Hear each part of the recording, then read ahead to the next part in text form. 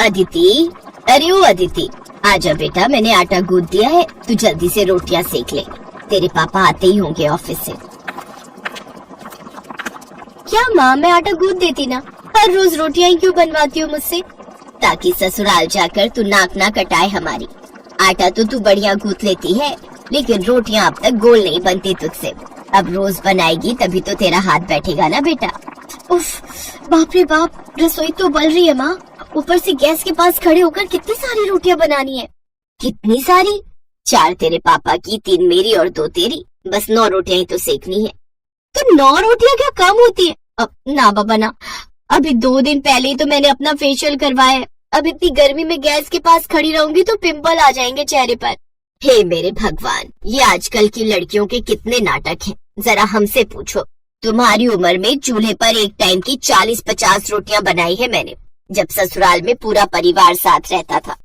हाँ तो आपका ससुराल भी तो कितनी बढ़िया जगह था, मस्त पहाड़ों के बीच, जहाँ कभी गर्मी पड़ती नहीं, ऊपर से स्नोफॉल के मजे अलग से। आहा, कितना मजा आता होगा ना। तुझे ऐसा लगता है तो ठीक है, कल ही तेरी मासी से बात करती हूँ कि वही पहाड़ों पर ही ढूंढ ले तेरी ससुराल। अब सच माँ, ये तो एकदम धांसू आइडिया है, लेकिन ये मेरे दिमाग में पहले क्यों नहीं आया? ठीक है, तो फिर तेरा, आप आज के आज मासी से बात करो और उनसे बोलो कि ससुराल कैसा भी चलेगा, लेकिन मेन शर्त ये है कि लड़का वहीं का रहने वाला हो और उसका घर एकदम पीक पर, मतलब कि ऊंचाई पर होना चाहिए, जहाँ जमकर स्नोफॉल होती हो। वाह, कितना बढ़िया हो जाएगा फिर तो। स्नोफॉल देखने के लिए न छुट्टी लेने की जरूरत और न इस गर्मी से जूझने की टेंशन। चलो माँ, अब आप रोटियां बनाओ, मैं तब तक ये डिसाइड करती हूँ कि शादी के बाद अपनी रिसेप्शन पर मैं क्या पहनूंगी। ये कहकर अदिति हंसते हुए अपने कमरे में चली गई। क्या होगा इस लड़की का, एकदम बावली है। चलो अब रोटियां तो मुझे ही बनानी पड़ेगी। मैडम तो गई अपने पहाड़ी ससुराल के सपने बुनने। अरे कौन जा रहा है ससुराल, तुम या मैं? कम से कम ये तो बता दो। अजी मेरा कोई मन नहीं है, न अपने ससुराल जाने का और न ही आपको कहीं भेजने का। वो तो आपकी लाडली है जिसे अब नया फितूर चढ़ा है, कहती है शादी करेगी तो किसी पहाड़ी लड़के से। अब बताओ, ऊंचे पहाड़ पर ससुराल चाहिए इसे। अब आप ही समझाइए इसे कि कितनी दिक्कतें होती है पहाड़ पर, जिनसे हार कर हम यहाँ आ बसे। हमारा वक्त अलग था विभा, लेकिन अब पहाड़ों पर भी काफी तरक्की हो गई है। पहले से बहुत बदल गया है पहाड़ी जीवन।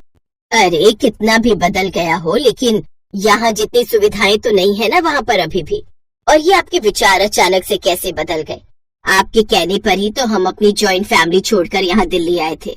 दिल्ली आना हमारी जरूरत भी थी और मजबूरी भी। मुझे यहाँ अच्छी सैलरी ऑफर हो गई थी और तुम वहाँ परेशान भी थी। और सच कहूँ तो ऐसा संयोग भी बन रहा है कि शायद अदिति का ससुराल पहाड़ों पर ही हो जाए। है? अब साफ साफ कहिए ना, क्या बात है? आज लंच के वक्त तिवारी जी से काफी देर बातें हो गई। बातों बातों में अदिति के लिए एक रिश्ता बताने लगे। उनकी रिश्तेदारी में ही है। लड़का सरकारी क्लर्क है, कश्मीर में, एकदम पहाड़ों के बीचों बीच घर लिया है। परिवार भी ज्यादा बड़ा नहीं है, माँ बाप और बस एक बेटा और बेटी। बेटे गिरीश से अपनी अदिति की शादी हो जाएगी और बेटी सुनीता की तो पहले ही शादी हो चुकी है। परिवार तो बढ़िया है, लेकिन कश्मीर, इतनी दूर अदिति को कैसे भेजेंगे जी? तुम चिंता मत करो विभा, ये भगवान का बनाया संयोग ही है कि अदिति को भी पहाड़ों में ससुराल पाने की इच्छा तब हुई जब उसके लिए ये रिश्ता आया। अब ज्यादा मत सोचो और जाकर उससे बात करो। विभा ने जाकर अदिति से बात की और कश्मीर का नाम सुनते ही अदिति ने हाँ कहने में 1 मिनट भी नहीं लगाया। अरे माँ, इसमें सोचने जैसा क्या है? कश्मीर में होगी मेरी ससुराल। आहा, सुनने में कितना अच्छा लग रहा है।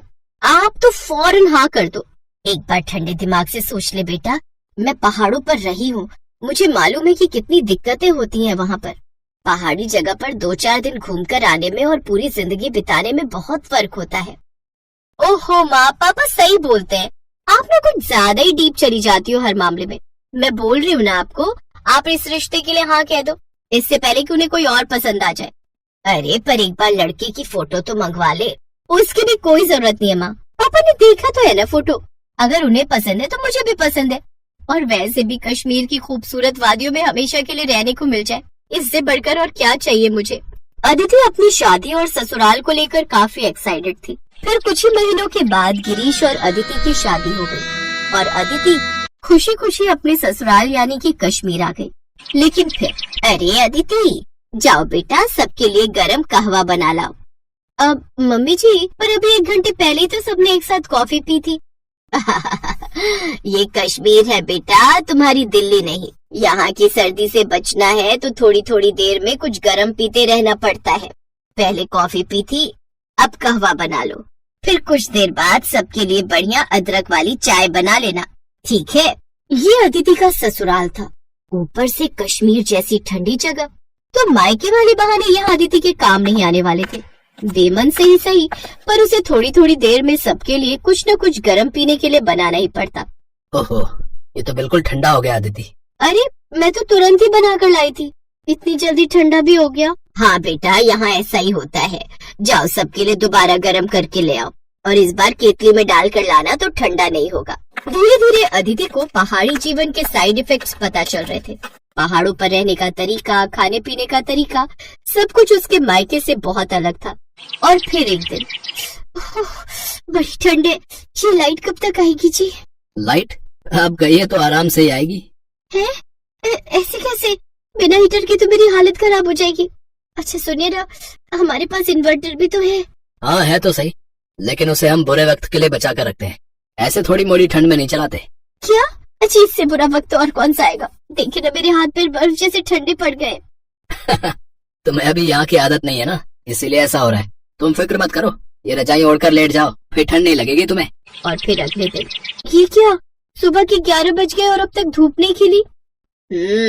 धूप की उम्मीद तो छोड़ ही दो बेटा, ये दिसंबर का महीना है, अब तो सीधा बर्फ गिरेगी। बर्फ गिरने की बात सुनकर अदिति खुश हो गई, क्योंकि उसे शुरू से ही स्नोफॉल बहुत पसंद था।